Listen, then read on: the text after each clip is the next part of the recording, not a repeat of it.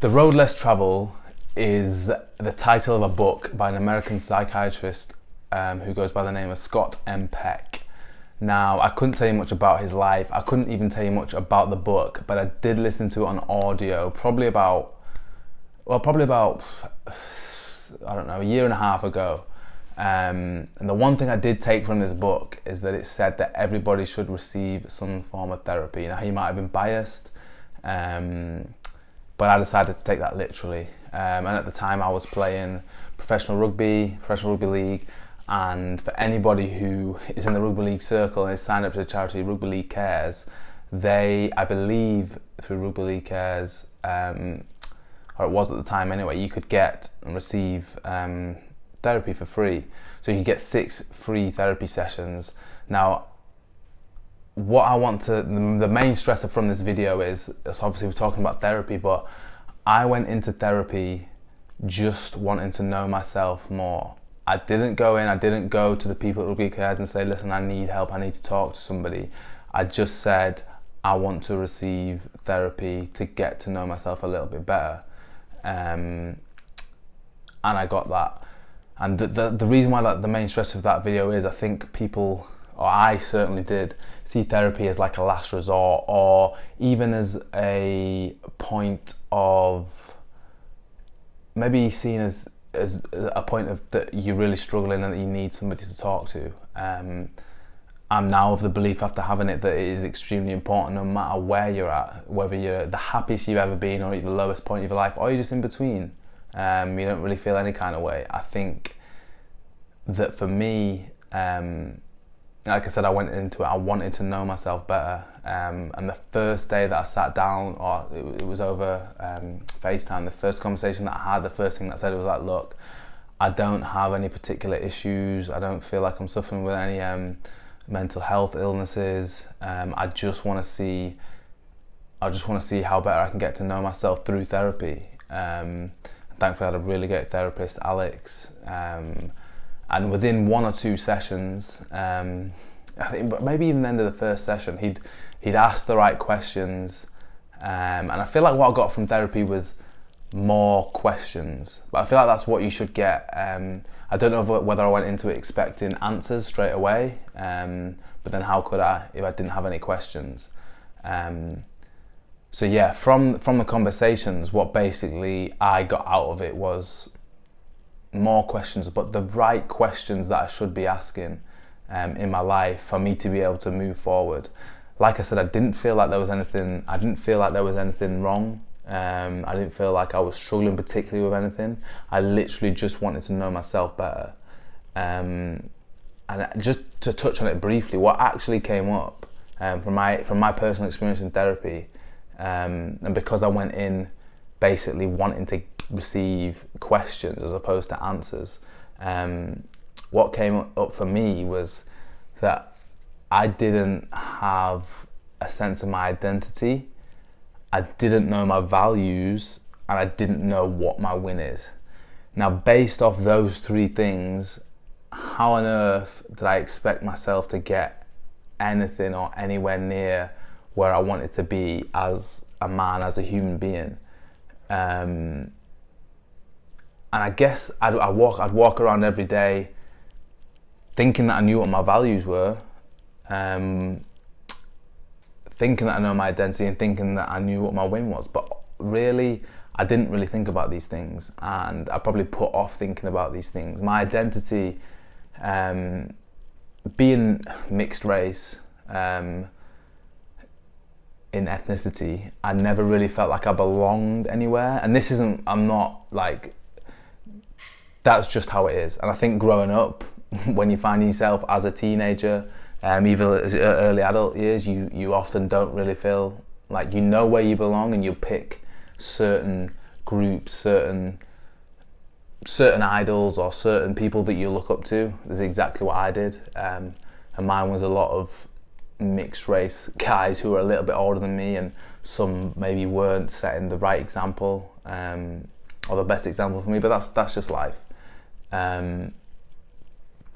So yeah, that was my identity and my values. I walked around every day thinking that you know your values, but until you sit down with a pen and a piece of paper, sit there for half an hour, no distractions, and write down what your values are and what you truly believe in, it really gave me a surprise for what came up. Because there's everything, you know, there's the generic ones where you think that you'd like to believe in, or you think that what your values would be, but that was such an important task and an important activity for me to do, to get to know myself. And then also discovering out what is my win. I believe that your identity, your values, and knowing what your win is the baseline for who you are. And I don't know how I could expect to get anywhere without knowing these three things. And identity it was the big one for me, and it was, I don't need an identity, like it doesn't matter, I should be like, that shouldn't be, that's a material, that's almost something material that doesn't matter. Whereas in fact, seeing the way that you see yourself is incredibly important and has an impact on every waking second, and actually every second you're asleep as well, the way that you see yourself. If you don't see yourself in a good light, then you've not really got much of a chance to go forward. So you have to do everything in your power to try and see yourself in a good light, and not to fake it, but to understand it. And I think that maybe through that I was not wanting to go there, because it's a hard thing to do. It's a hard thing to look yourself in the mirror. And I probably created an identity every day and would be like, this is my identity, and things on the outside, you know, outside things like such as rugby. Rugby's given me an identity my whole life. You know, wanting to be a professional rugby player and then being a professional rugby player, or being in them circles, or having achieved certain things in rugby, it's given me an identity. But it's not truly who I am. It's not everything who I am. It's a part of what I do, but it's not truly who I am. And that's what came up.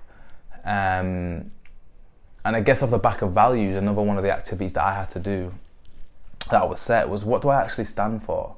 Because I've kind of grown being someone who's sat on the fence with a lot of things, but not actually truly sat on the fence because I've not wanted to offend anybody, I've not wanted to upset anybody, and basically coming off the back that I've wanted to be liked.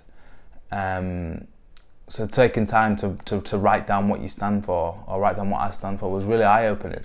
And I feel like that set the baseline for who I am.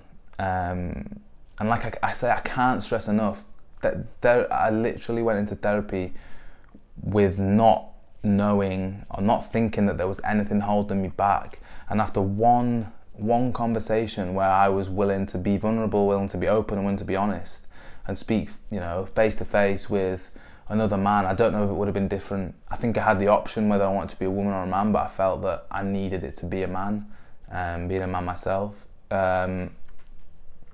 Sitting face to face with someone who's impartial, someone who doesn't already have an idea of me built up in their head, and having an open conversation.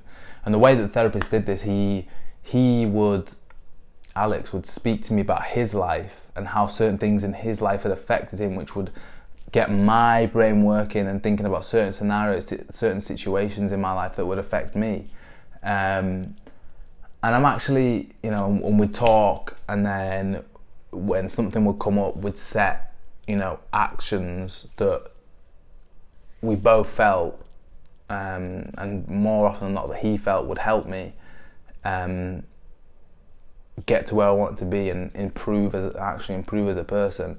And I'm still 15 months on from when I had therapy, I'm still actioning some of these tasks. Now, there was more trivial ones where you can sit down with a pen and paper, but some of the effects of therapy don't actually come up until, you know, 6, 7, 8, you know, a year later, where you'll be in a certain situation and you'll realise that, oh, this thing's affecting me a certain way, or what he said in this conversation, that I can actually now see that and see how that was right and see how that was true.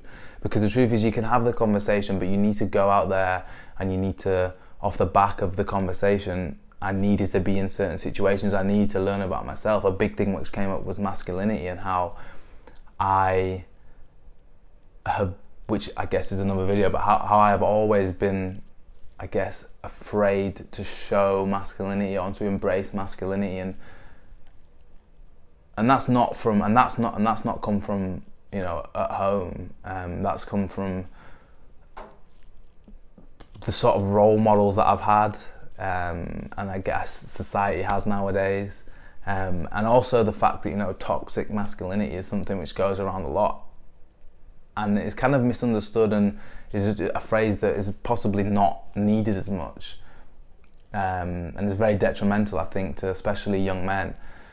And there are some idiots out there who I guess would line up with that, but for someone like me, who I don't believe has been that, I was very afraid of showing any kind of masculinity, and there was books that I read off the back of it, and has led me to doing a lot more research, and like I said, it's a long process, and there's been a lot of lows and not too many highs, but basically what happened off the back of therapy was that a mirror was held up in front of me, and the identity that I had created myself was wiped away and broken down, and then I'm stood there staring face to face with the real me, and that's just led to more questions. And it's not been easy by any stretch of the imagination, but anything worth having in life, including being the truest version, the most authentic version of yourself, comes off the back of hard work. And I'm grateful to be in this situation, and I feel like I tossed and turned and couldn't decide on what the next video was going to be to make, but it kind of came to me that this was the most natural video to make, because you need to know yourself, or at least have an idea of who you are and where you want to go before you can try and be the best version of yourself.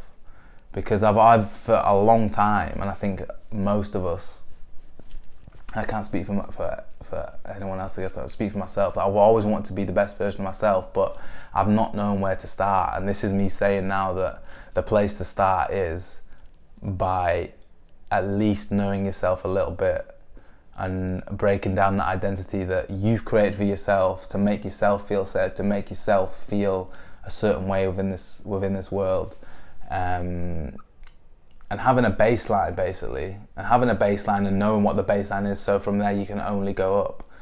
And like I say, 15 months on, I'm still actioning tasks and I'm still learning stuff about myself, but yeah, the mirror has been held up in front of me, and I can see who I am, stripped back of identity or anything like that. I know what my values are, I know what I stand for, and I'm learning what my win is. So yeah, for me, therapy has been very, very beneficial, and I can't stress it enough that I went into therapy believing that I didn't have anything there. I just wanted to get to know myself better. So the term "you can't fire a cannon out of a canoe" comes to mind, and do what you will with that. But yeah, I can't recommend at least considering a couple of sessions of therapy to anybody who's wanting to better themselves, man or woman. So yeah, do what you would do. You know, I hope that this has been of some sort of value, and I'm grateful for those who've listened, and I'll be back soon.